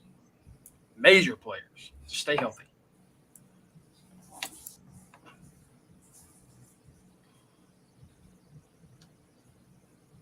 Yeah, it was a rough storyline though. That was tough. We saw Blake Christian and AR Fox beat La Faction and Ingobernable. I can never say it right. Ingobernables. Ingobernables. Thank you. AR Fox is really fucking good. The only problem is I'm not going to deal with the fucking outfit he got on, yo. AR Like, Fox looks like Crash Bandicoot to me. Yo, your man looks like Some teeth. he looks like Samuel Jackson in Jungle Fever. He Looks got like a pure crackhead. He got extra teeth. I'm a big old AR Fox fan. Glad He can wrestle his ass off. He can wrestle his ass off, but come on. But that is some goofy shit. You're right. But that was a good match. And Blake Christian also, another great fucking talent. Athena beat Mercedes Martinez for the title. This was probably Athena's best match since coming to AEW. Yes. That was her best match. I'll give it to her. She finally found somebody that is her match. She found somebody that doesn't mind getting hit and won't mind giving a hit back. That's It's what the just thing like is. Brock and Joe. She found that person. That's when she shines. That's like when we were talking about years ago. It was Where it was her and Oscar. Mia. No, it was Mia and Candace. Candace. They had that like street fight. This is the best match I've seen out of both of them in a long time. That's because they were people that were used to fighting like male wrestlers and doing a lot of hardcore shit. This is Athena's playground, fighting someone that just hits like a fucking truck and she can hit back. Right. Great match. I hope we get more out of Mercedes later because we haven't really seen much of her. She was the champ and didn't defend it, man. Like, yeah, I'm she nervous got a shit run, yo. She got a shit run. I'm nervous because we all are Mercedes Martinez fans. That's I my hope baby. for the best for her. I love me some Mercedes. Swerve and Our Glory. That was my favorite match my second favorite match of the night. First of all, none of us picked that motherfucker right. Yeah, they beat the promotions. After Swerve walked out on Keith Lee. Due to Keith Lee accidentally knocking Swerve into next week with that fall. Mm-hmm. Swerve I love this story that they're telling. Swerve and Keith. Yes, it's interesting. It's different. I'm really interested in the promos that Swerve has been cutting lately, especially the last one that he just cut, where he was telling Keith that he'll see him Wednesday because let's fucking go interception. All right, I like it. What makes it so great to me about that story is because they've already mentioned it that this is like Shaq and Kobe. Kobe is my favorite player. The Lakers are my favorite team. But we all know the story of Kobe and Shaq. So if you look at it from that prism, and then the wrestling aspect, because they never really fought. Like, we never got to see them fight. Yeah. Well, now we are. To actually see this play out and to see the stuff, like Kenny said, the Swerve promos, because Swerve is Kobe. Swerve is definitely Kobe. So to see the shit that he is saying, it's like, this is probably how they felt. This is really how they felt. Because like when Swerve left and Keith Lee's just like, you know what? All right, fuck it. I'll do this on my own because I'm that bad. I'm that dude. I don't need him. As a Shane Taylor fan, we have not seen him win in God knows how long. Yeah, man. I don't like that he couldn't get this win in a handicap situation. I hate that for him. They're playing around with him too much. Well, first of all, they had Dirty D from Pootie Tang as his partner. No, they had Ernest Cat Miller's son. Right. Red shoes. JD. This motherfucker doesn't even have a page on Wikipedia. They made it sound like he and Keith had some history. Not Shane Taylor. They clearly did, but Griffey, I don't know if that was. It was just weird. Yeah, at one point he said, "Mom would kill you." Yeah, put me down. Mom will kill you. Put me down. Mom will kill you. I'm like, what the fuck was that about? But maybe that got talked about. Supposedly, I don't know.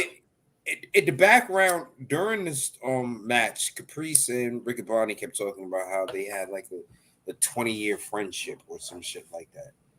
So I guess that's where the whole "mom would kill you" comes from. But ain't nobody never heard no damn JD Griffith. Right. But yeah, great. Like I said, great for Keith. Him and Swerve about to have one of the best feuds of the coming year. Hopefully, it feels like it. We move on to the Embassy beating Dalton Castle and the boys for their ROH 6-man tag titles. We all got that right. Well, except for me.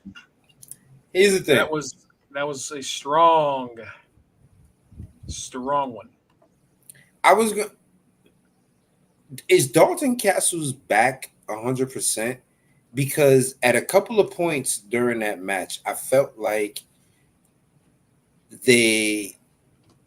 he could have intervened more or whatever the case may be, but it looks like he held himself back. And we've known that he constantly has issues with his back. Like that back injury he had during the Ring of Honor World Title run he had fucked him up. Yeah, He has a which Buck is it? They got the fucked up back. Matt. Matt, I think. Yeah, Matt. He got the Matt Jackson back. He almost had to retire. I think is what. He got the HBK back. yeah.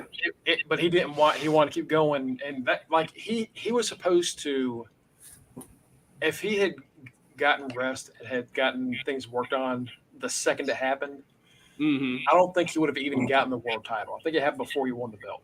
Because it's clear he does like it. He's not the same Castle. He's not the same Dalton Castle. Right. No, he can't move like he used to. Nope. And I noticed that. Like, I was like, he seems very. And the thing about it is, he seems hesitant with a lot of stuff in the ring. Him and Adam Cole are going to be exactly alike. And I think that, along with the fact that he was facing 3 guys that outweighed him by so much, like it was. That's gonna be tough on his back, man. He already had a limited move set, and then you basically facing three big meaty men. Because what is Dalton Castle's playhouse? Suplexes and dumping you on your head. And he can't do none of that. You can't do none of that versus them. So he just had to suffer and let the boys handle it. So like it sucks. The boys luckily the Dalton, boys got killed. Dalton can make up for it because Dalton is one of the greatest entertainers of the generation. So he'll be fine. I hope they find that. Presentation is everything. And the way he presents himself, you think the greatest thing since sliced bread. And that was something I said on the thread too. Like, watching his promo and then watching his style in the ring and knowing he has the injury and how he can ease up, I want to see him in WWE. Oh yeah, absolutely. I 100% feel like Dalton Castle, if he came into WWE, would catch fire the way Fandango did. I think you're right. I mean, he would do great in NXT. Oh, yeah. Just like Bobby Roode did. Yeah. He'd be whatever they do with him, he'd be fine. I don't know if he didn't sign, did he, with Ring of Honor? I don't think he did. No, he's not signed right now. He's still he's still not signed. He's still not signed. No, maybe we see that soon. I don't know. Wheeler Yuta beat Daniel Garcia by ref stoppage for the Raw RH Pure Championship. Wheeler Yuta, if the ending of this match, every time I see this, I always think back to this because we know I'm old. I'm old enough to remember the very first UFC pay-per-view. And I remember one particular match where your man got KO'd because of the knees and elbow strikes that came to him at the same fucking time. And that's what Wheeler Yuta did. To that damn Daniel Garcia. I said, oh shit, it's UFC 1 all over again. Daniel Garcia dead. Somebody go get him something. I was like, he dead. It's ROH. They don't care. That boy dead. I think those knees and elbows was real. Somebody go help him, please. Please go help him. But good match. I told y'all the Combat Club was gonna have a clean sweep.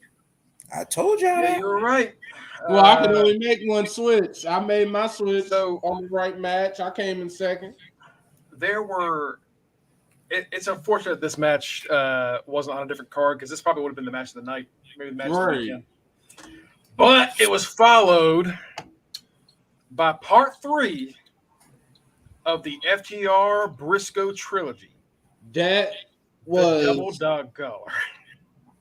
That was exactly what it needed to be, considering what the match was. That was the most match I have ever witnessed live. A dog collar match is not supposed to be wrestling. It's not supposed to be pinballs or anything like that or soup. It's supposed to be a fucking car wreck. That was brutality.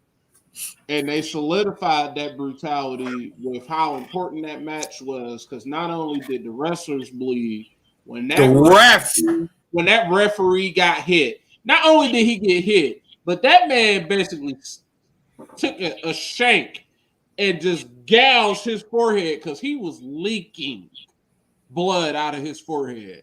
Immediately. And Ian Riccaboni and Caprice Coleman, they're like, "Oh my God, it's the ref!" And I'm like, "Oh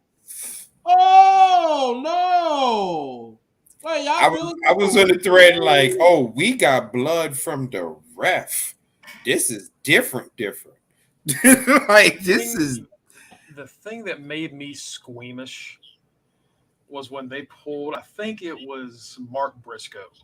Mm-hmm. They yanked him off the top onto the floor, covered with in the chairs. Yeah. And he kind of bounced off the chairs, and you didn't see him for a while, but you saw Wheeler in the ring. Wheeler, Dax, and what you call it in the ring, and Mark was still on. I was like, "Oh, is he dead?"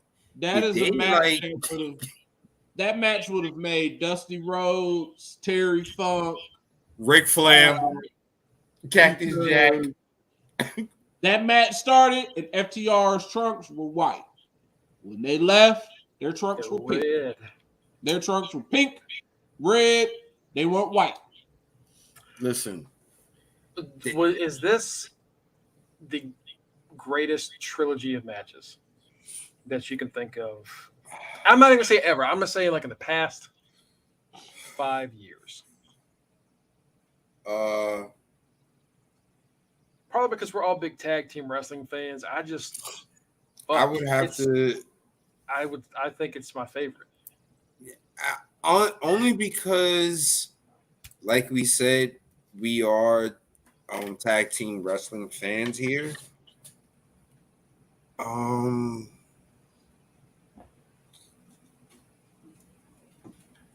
What other trilogies have we really seen though?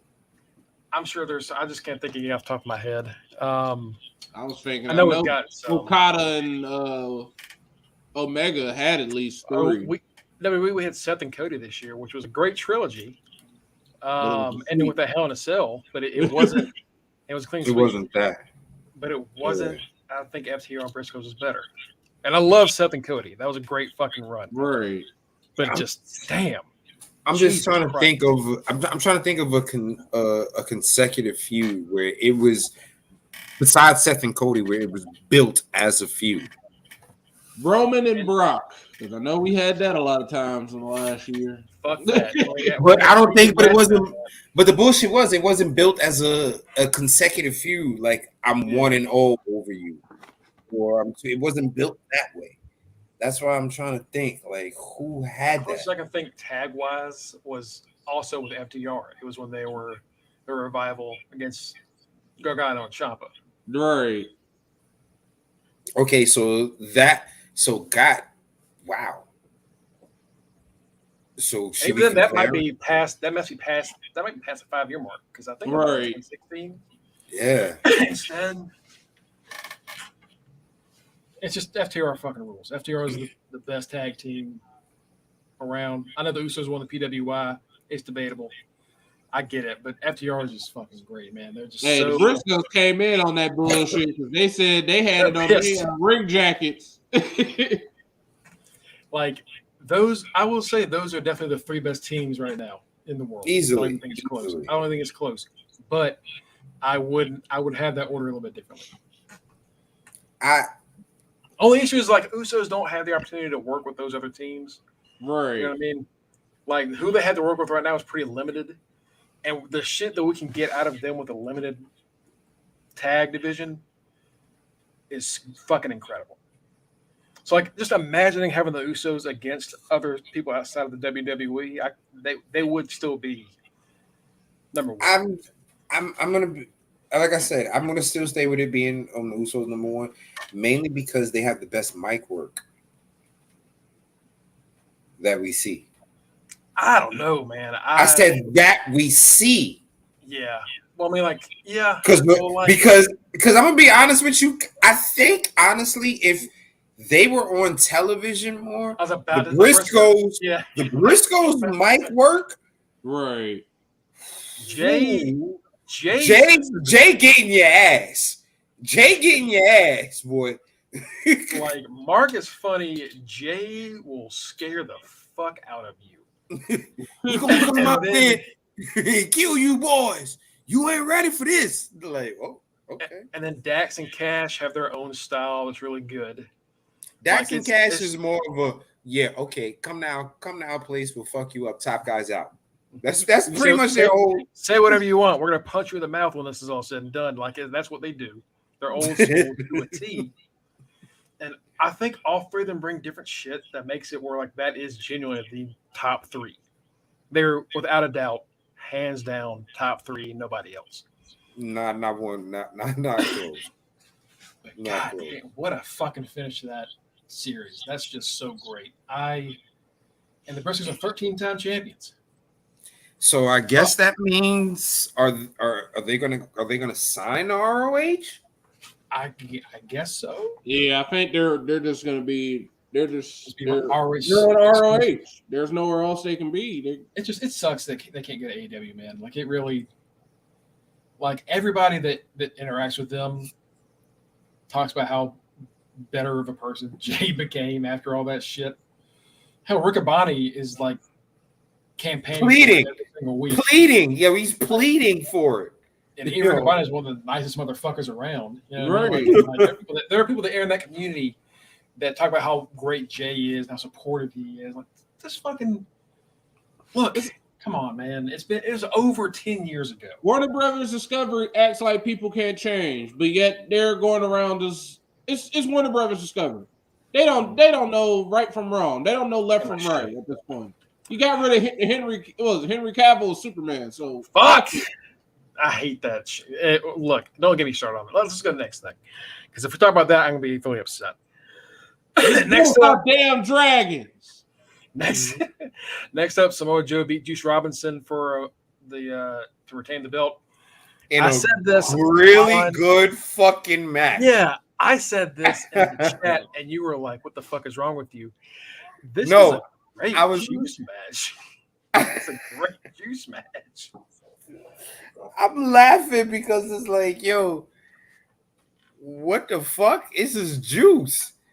When have you ever wanted to cheer for Juice? And you were like, what? It's a good match. It's a good. It was probably one of the best Juice matches I think I've fucking seen. That's the problem. Like this, that is the most entertaining Juice has been since he first like showed up in New Japan doing the Juice Robinson shtick.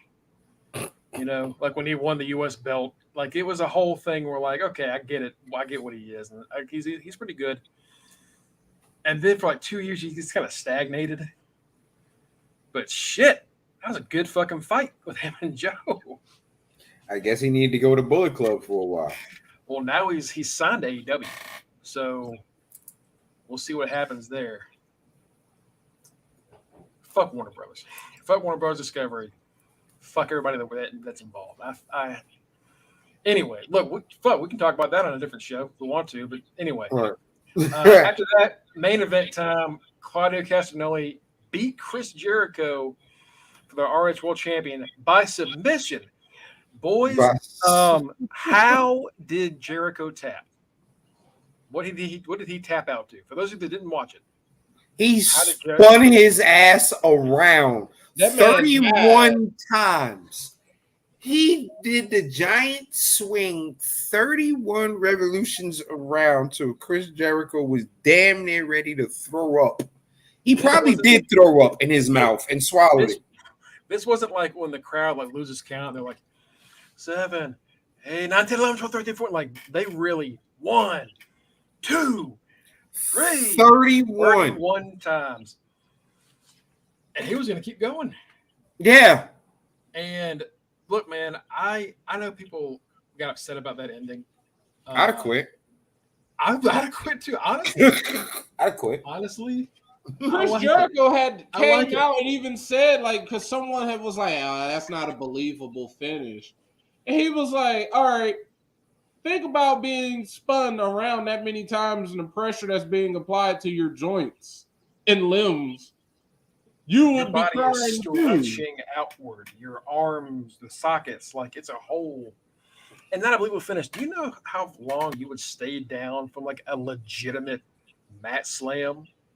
If someone that like picked you up and just fucking slammed you as hard as they could, you'd Right be down after for that? 2 seconds. Yeah, like, are you You just shitting break me? in half. You shatter. It's not believable. Okay, and the fuck, This is like, first off, this is fucking wrestling, folks. dude, Once people again, people just popped for the acting. fucking Samoan spike the other day. That shit looks stupid, but Right. it's Umaga. Ain't nobody died off of no stink face. First of all, I wouldn't have never signed up for a fucking Sting face ever. We didn't. That had to be a They'd have been bonus. like- You had to get a bonus that night. They'd have been like, "Yo, you fight Rikishi. I guess this is the fucking night I quit then." Oh, Because that's what the fuck was going to happen. Who was it that put a towel over their face when he did it? So when he walked away, he had a towel hanging out of his ass. You remember that? I know think who it you was- talking. I remember that. I can't remember the fucking person though. I don't know the person, but I remember I that moment. I think it was Charlie Haas. And then Rico pulled him out of the ring so he could get in the way and take it. It was so bad. Terrible. But yeah, no man, like that's like, are y'all anybody that's complaining about this was not a younger brother? Because they didn't get hit by this when they were younger. Because I damn sure did. This shit sucks. I have been spun around dozens of times, and my knees and elbows hurt, and I almost hit my head on the mat. And like, yeah, you cry for help. That shit sucks. Yeah. They wrestled for how long was that match? It was 17 minutes of Cesaro beating the shit out of Chris Jericho. And then locking that in. I'm sorry.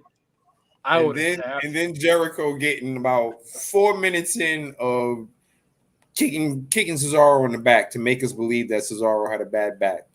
Only for his ass to be spun around like a brand new G.I. Joe helicopter until this motherfucker can't do anything anymore.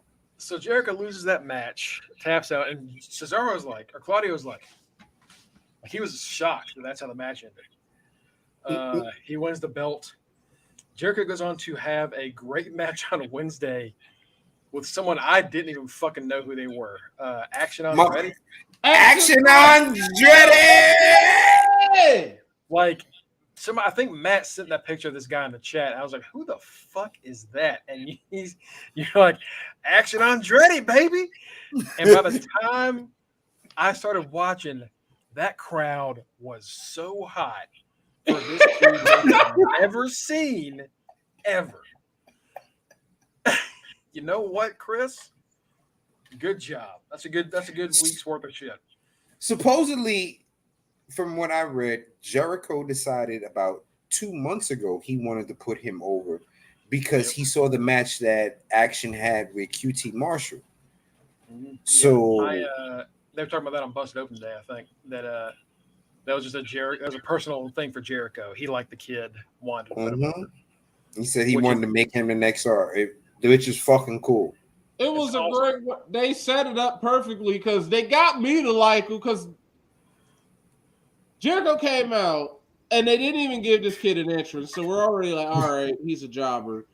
And first of all, they gave him the wrong name. The picture I sent you because Mongo was just like, well, who the fuck is this kid? And I sent the picture of him putting up his bicep, he flexing, but it clearly says under him, Chris Jericho, former ROH champion, the Ocho, Chris Jericho. I'm like, damn, they didn't even bother to get his name. They didn't tell us what his name is. And they're like, yeah, his name is Action Andretti. I'm like, oh, Andrade. Damn, all right.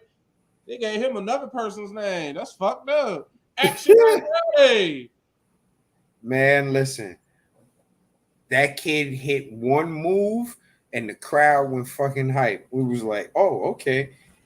Anytime that kid had any kind of offense, the crowd started going apeshit. He hit that fucking standing moonsault. 1, 2, 3. That crowd was loud as shit. He was already over. He was already over because he was keeping up. I didn't even think he was going to win. The fact that he won was the icing on the cake because he was already made as far as I was concerned. That win took it over. That win took it to the back. But shout out to Jericho. I mean, Jericho proves, and then that why he's one of the GOATs. And that's where this was brought home. And Mongo, let us know the next pay-per-view where I defended. What do we give Final Battle? I give it I give it a big good B plus. Good B plus. A minus. Okay. Same shit. It was a lot of great shit. There were like a few things that I just didn't really care about, but they were all like pre-show matches. Mm-hmm. So at the end of the day, yeah, good stuff. Great way to end. I was talking about it on Facebook the other day that like a year ago we thought it was the last Final Battle ever. Right. And now we get this one, and it's a great show. And it's just wait, we didn't talk about fucking Rick and Bonnie and Caprice running. And they run. When what you call it? What match? Chris Jericho when he first came out, and he went to a. Because they thought they were about to get jumped again. That's all that was. Ian and Caprice thought they was about to get jumped, and these motherfuckers ran from the. They clear from the start. Like they're like, this is literally the legacy of Ring of Honor versus sports entertainment. Like, if Claudio can't beat this dude, we're fucked. We're fucked. Literally.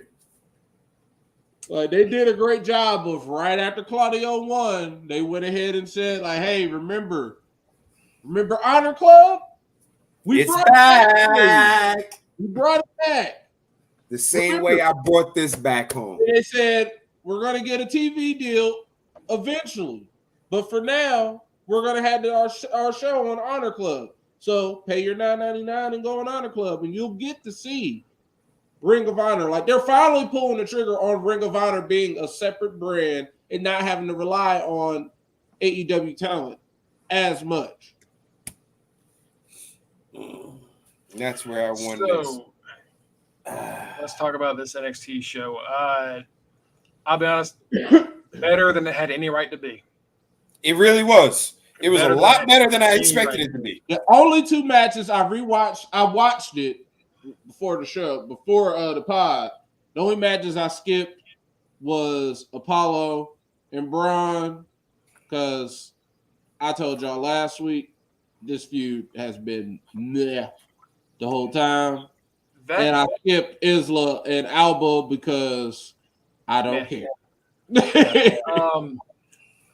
So we'll get to the Braun Apollo stuff in a bit, but we're talking about leading up to this how convoluted this fucking Iron Survivor Challenge was, and it still is. But the execution was it was smooth as fuck. They had it perfect. So let's talk about it was not confusing at all. They told two different stories. You saw two different stories be told in each match. Right, like it was like I thought it would be confusing to keep up with the match. Like, what the hell is going on? Nah, it was real fucking smooth on both the men's and the women. So, the women's match had no business being that good. No, the women's, I was very pleasantly surprised with that one because honestly, I have especially after all the shit that we talked earlier today. Well, I haven't been impressed with Kiana that much, and she did great in this match. She did great, fantastic. It gave everybody an opportunity to shine. Like Kiana didn't score any falls, but she hung in there with everyone. She was not a step behind. Roxanne, she was the first woman in there, and we saw a little bit of a heel kind of her because when She was up. She had to play defense. And she was just like, nope, nope, nope. She came in there. You saw Cora kind of face Cora peek out. Because when it was down to those last few seconds, and she got out that penalty box, and she's like, no. You saw everybody kind of switch out of their usual. So I will give it that. Indy, she did a great job. Waiting on her to get called up. What do you think of Indy doing the that elbow as her finisher? I feel like she could do something better. But So right Yeah, now right now she's had 3. She's had this, the old school superplex, where you like bring them over the actual rope, and slam them yeah, down, I didn't like that one. and then the springboard elbow. She does need something different. I just don't know. I don't know what she needs. I don't know what to give her.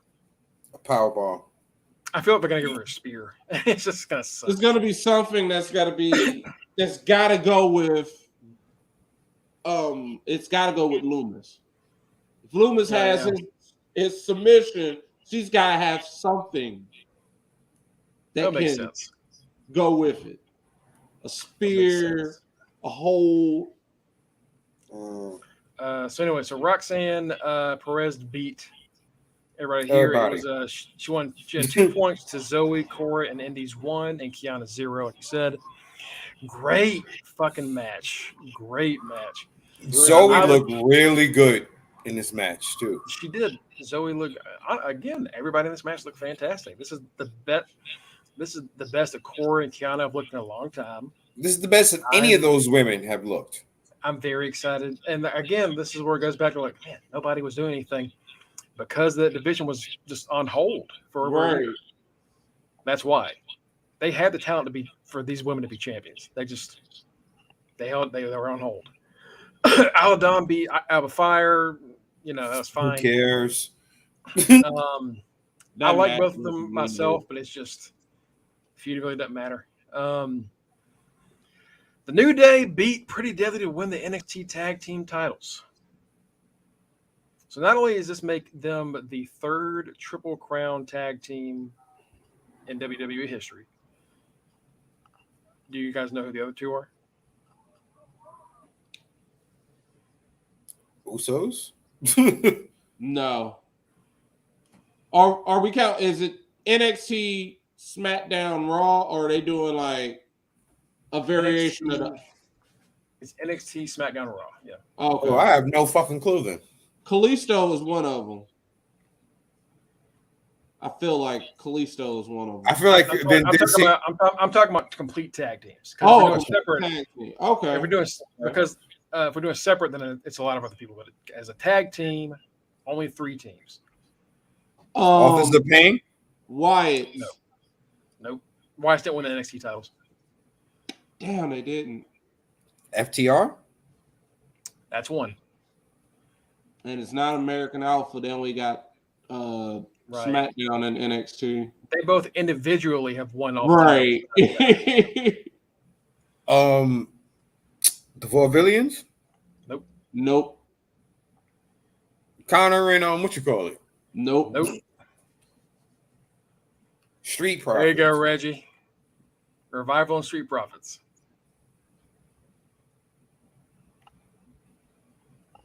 So that's a pretty select few for that kind of thing. Wow. Revival and Street Profits held that distinction before New Day. Mm-hmm. Wow. It makes sense that they haven't for New Day. They came up through NXT. From NXT, yeah. But, so this also a thing for Kofi where he is the only person. He's the best fucking tag team wrestler ever. Right. He's the only person to ever win the singles Triple Crown and tag team Triple Crown. Nobody else has done it. And he's also on top of that, 90 millionth time tag team champion. He's the most decorated tag team wrestler ever. 15 tag titles. Yeah, he's a 15-time tag team champion. But I look at it as he's been around for so long.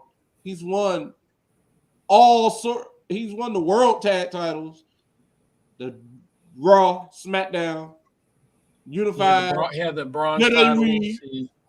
Yeah, you had the ugly panty titles. He won Yeah. every single different type of variation. He's won all of them except the old school tag titles from the 90s. So yeah, I think if he wasn't already in there, Kofi's like a first ballot. Easily. Several times over. Not just for his tag run, but also just by himself. He's gonna go in twice. Easily. Yeah. He solidified his double induction. That's why I kind of just stared at folks when they were complaining. Why are you celebrating them? Why are you celebrating New Day? Because 1, history. 2, history. 3, history. History isn't made.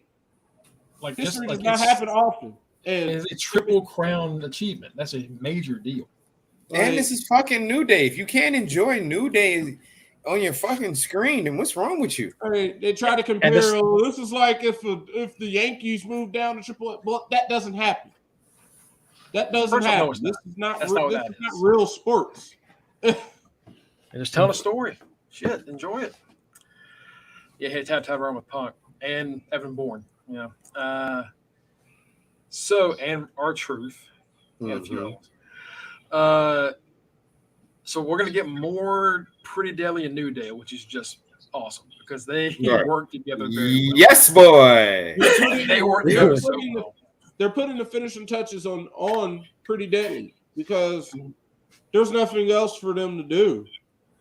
Pretty Deadly can move up, and then a new team can take them from the New Day, and we'll go from there. And that team is made because they beat New Day. Mm-hmm. Schisms. This right here is how you bring someone down from the main roster and bolster a division while also giving them some gold. This is how you do it. It helped everybody in the long run. The Usos beat New Day and broke their record. What does New Day do? We need to go find something new. We need to go find something new to do and get a new record. We ain't fight yet. We've never had those titles. You know what? We have it. Let's go win them. Look at that. We won. Now we have a triple crown. We're relevant again for the time being. They can spend this time in NXT and still bullshit around on the main roster, show up for the Royal Rumble, do your Kofi spot, get eliminated. But you can put on a banger at New Year's Evil. You can put on another banger at Stand and Deliver. And I would not be shocked if they fuck around and do double duty. They do something at Stand and Deliver, and then they take a few hours break, and they asses is either on night 1 or night 2 of WrestleMania. Here's the thing. You also get a chance to have this tag team division in NXT work on something that they all needed. Mic work. Because to keep up with the New Day, you're going to have to work on your mic skills. And if you work on your mic skills, you're going to get the WWE fans to notice you because that's what we notice about wrestlers. How well they fucking talk. Unless you're a diehard indie fan, your favorite wrestler has cut a fucking promo that has made you say, oh shit, at some point. Okay? And let's be realistic. The NXT tag team division right now, you got Jensen chasing Kiana. She gave him a new shirt or some shit this week. The NXT tag division before New Day showed up was already. I knew you look, and I just mentioned them, and here she go, white trash 2.0, talking about Brinson and Jigs. I like Brinson and Jigs though, man. I like them, yo. They built Briggs and Jensen up the right way. Were they ready for the NXT tag titles? No, they were not. They had them migrate over to NXT UK. They won the NXT UK titles. They defended them against everybody successfully to legitimize them. Look, that's a fun tag team. I don't know what to tell you. They're cool.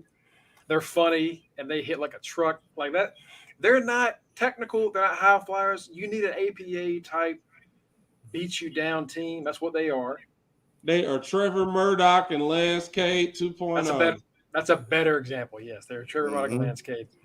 The whole thing with what's his name being like a virgin that's scared to talk to girls, kind of weird. Yeah. But you know, I love that really. But as a team, they're great. I like them a Fallon.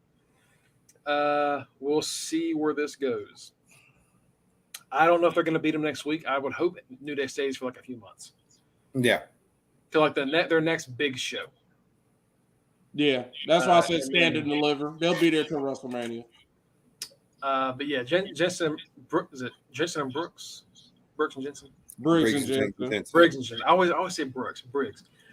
Think about it like this: it's HBK in charge. Briggs and Jensen, B and J, BJ. You're gonna Sean ain't playing. you're gonna get those boys fired. And I think Schism might end up doing it. Jisms. Grass is always greener on the other side, baby. It's always white when you ski. Speaking of Schism, let's talk about the men's Iron Survivor Challenge. It should have been Gacy, It really should have. He was close. but It it's a really great story. As much as I hate the person that won, it was funny as hell. Waller got 2 pins in like 15 seconds. That man walked out there and was like, "Oh, let me pick up the pieces." Hold that. I got 2 of these. Both Hold of y'all that. take these penalties. And then the penalty box became the NXT parking lot. Yeah. JD got his ass Whooped. That shit was personal.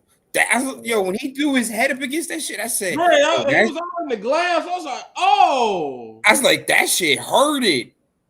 Like, yo, what is Axiom. wrong with him? Axiom had a great fucking night, like everybody else in this match did.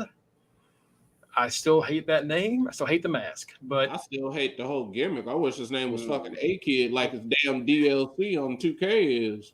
just fucking let him be a kid. Whatever. But again, whatever.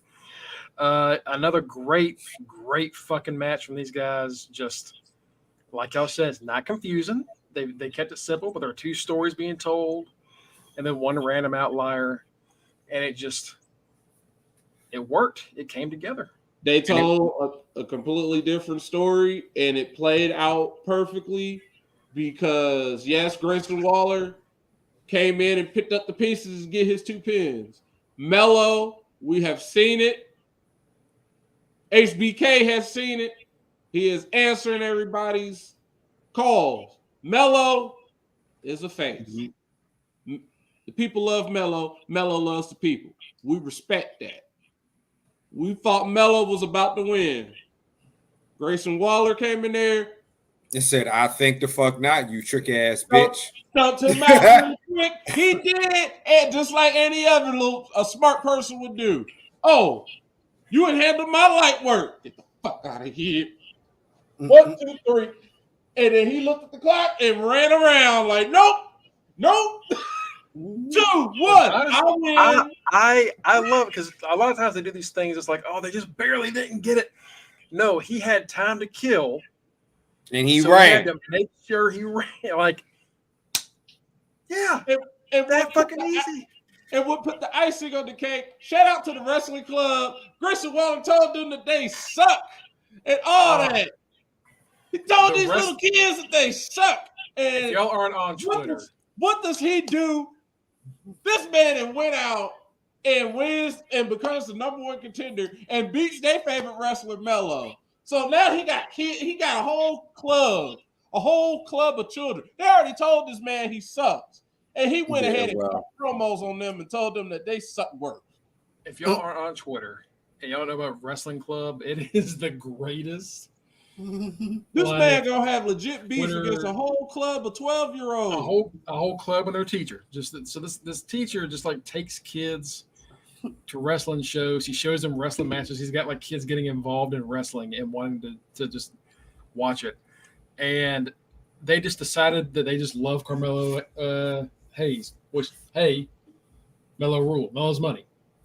And for the past month and a half, they and Grayson Waller have been just trashing each other, just awful. Their teacher put up like videos of them cutting promos on him on social media. God, I can't wait to see more between them. Like it is the best feud in NXT, and it involves a lot of people. A lot of 12-year-olds. Like, God, what if they really pull the trigger and have him beat Braun? Oh, have him beat Braun and then have him go to that classroom. Like, have him go to that class. Have the kids there that night as guests of Grayson Waller. Oh, that's good. No, be there. Melo's like, yeah, be there as guest of Grayson Waller. Yes, be there as guest of Grayson Waller, and have him beat Braun. Oh, the only thing that can top that is after he beats that, and those kids are sitting up there. They'll have a plant there to cry. Have that old lady that Ciampa used to fight with. Oh, nah. Have her there too, and she's just like, that shit was personal beef. Have her old ass there. Ciampa used to come out mid-match to come find her ass to talk shit to her. Like, I'm winning you. Love going at it with that sweet old lady. One of them cut each other off in traffic, and it just never stopped. Like it gave him an expired coupon or something. He took the last cart. He took the last buggy, and she was like Peter and the chicken. It's on. She followed him everywhere. She showed up where he works at. Man, two great matches for this concept. I love it. We can do this next year. It's awesome.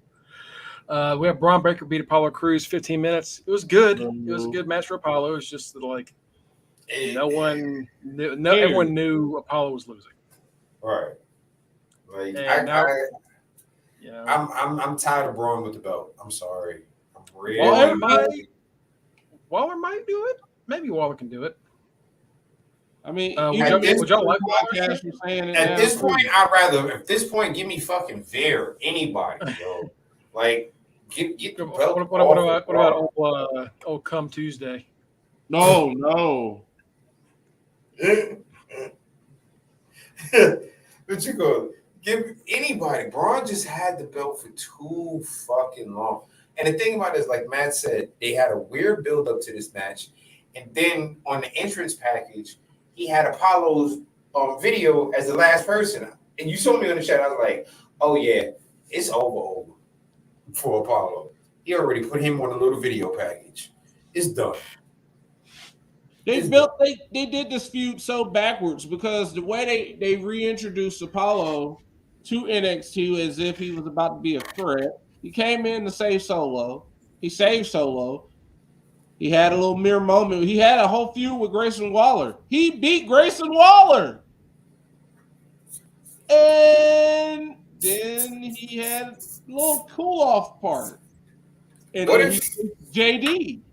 And him beating JD was supposed to legitimize him as a threat towards Braun.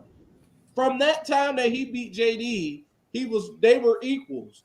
They mellowed both of them down and made that feud so corny in the process. Them meeting each other for breakfast.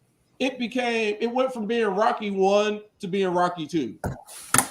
It basically became Rocky and Apollo as friend and trainer instead of Apollo and Rocky.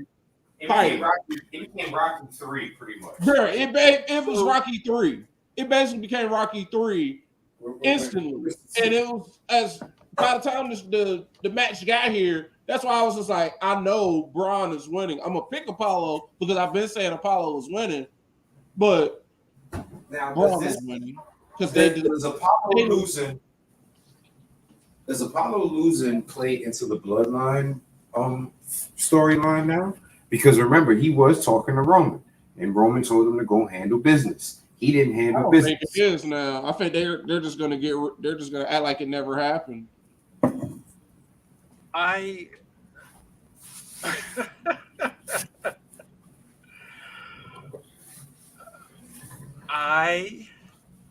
Of course he is.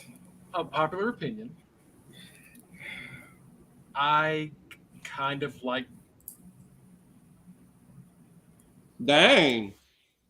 Don't be an asshole.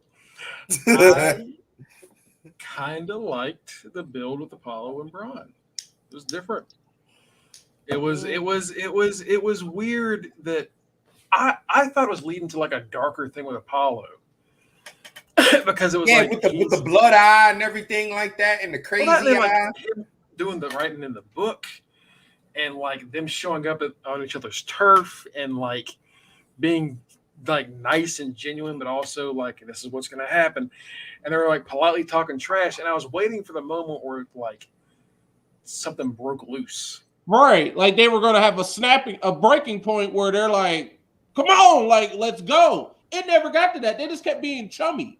Yeah, they ended up going fishing together and like having a good time fishing, and like it felt like we were a week or two short from doing the rest of this build. Yeah. Because I think it could have been a lot better.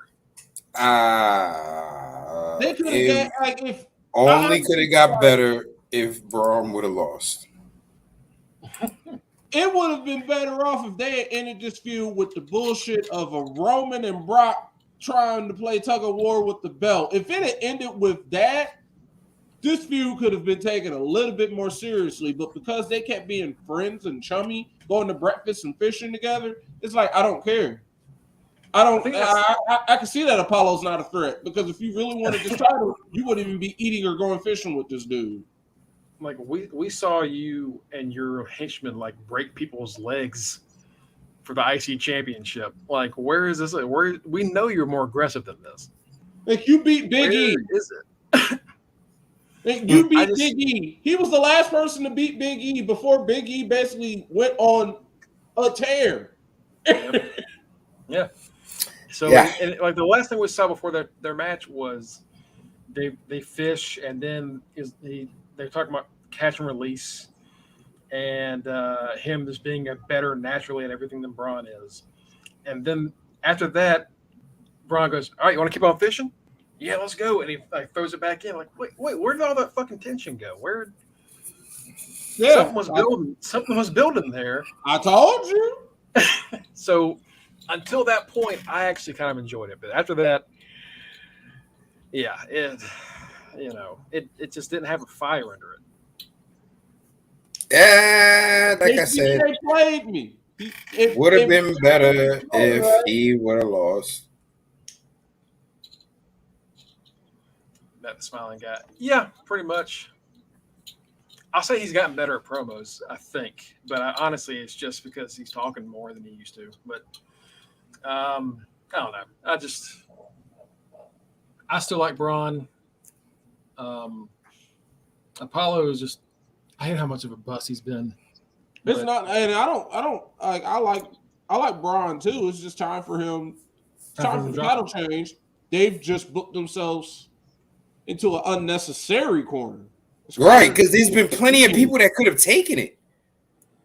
Let's be honest. This could have been Melo 3 months ago. It's like they're trying. It's like they're doing everything in their power to keep Melo and Braun away from each other, but they want them to fight. But at the same time, it's like you're better off just taking the title off of Braun and letting them fight at Stand and Deliver without the title on the line. Because if that title is on the line, you're booking yourselves into a corner. You don't need a tournament. I mean, honestly, I think they could have had this feud already happen, and then we could have had more Melo and Wes at Stand and Deliver. Because I feel like there's still more to go in there. But anyway, what y'all think of this show overall? I give it a B. Yeah, just a B. Yeah, I give it a, 3 great matches, 2 that were fine, but 3 great matches. Yeah. Overall, a good weekend of wrestling. Yeah. Is there anything else we need to talk about before we wrap this up? I just want to say first and foremost, I am once again your champion. That's pretty much it. Just want to let y'all know that I'm the Okay. champion. All right. We got Ladies and gentlemen. Gunther versus Ricochet tomorrow, so that should be a good one.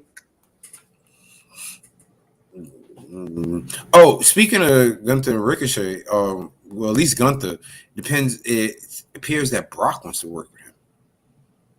Yeah. Apparently, Brock and Gunther might have a thing. Which, you know what? Fuck I'm with it. Yeah, Fuck yeah, yeah. yeah. I'm with you on that one. That's the easiest thing I can say about it. Just a simple fuck yeah. Don't forget to follow us, folks, at facebook.com/undertheringpod. And you can also follow us at twitch.tv/undertheringpod. We are on Thursdays around 8:30-ish. 8:30-ish, 9. 8:30. 8:30, whatever. Between this time. It's that zone. Yeah. It's that sweet spot. It's that sweet spot when you don't know, that's where we at. If you follow the page, you'll know exactly where the hell to find us at. And don't forget, you can also follow us on Twitter at Greg Bush SK. You can follow me, Rock Ribs 44, your champion. You can follow Mr. Freshbeard, Mike Jones, who isn't here today. You can follow our boy Matt, The Right Answer. Street team captain Boriel Mariente, and guest correspondent who comes on, Justin D. Baxley. Once again, folks, thank you for joining us. Join us next week, same channel. Not gonna say same time because we might be 5 minutes early, it might be 10 minutes early, it might be on time. Follow the page and you'll know exactly when we're going to be on. We'll see y'all next week, folks. Peace. Later, guys.